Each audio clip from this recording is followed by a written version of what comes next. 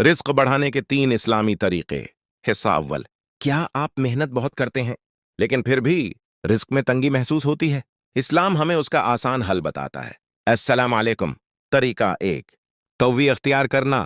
اللہ تعالی قرآن میں فرماتے ہیں، اور جو اللہ سے ڈرتا ہے اللہ اس کے لیے نکلنے کا راستہ بنا دیتا ہے اور اسے وہاں سے رزق دیتا ہے جہاں سے وہ گمان بھی نہیں کرتا۔ سورۃ الطلاق 5:3-3۔ جب ہم حرام کمائی، جھوٹ اور دھوکہ چھوڑ دیتے ہیں اللہ غیب سے دروازے کھول دیتا ہے۔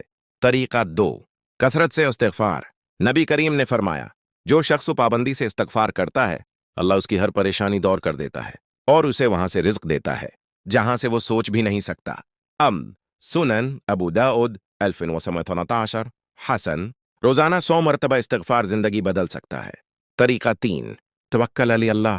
رسول اللہ نے فرمایا، اگر تم اللہ پر ایسا بھروسہ کرو جیسا بھروسہ کرنے کا حق ہے تو اللہ تمہیں ایسے رزق دے جیسے پرندوں کو دیتا ہے۔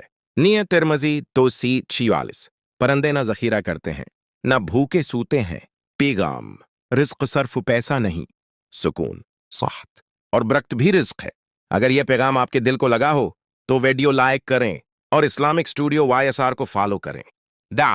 یا اللہ ہمیں حلال اور بابرکت رزق عطا فرما، ہماری پریشانیاں دور فرما، آمین۔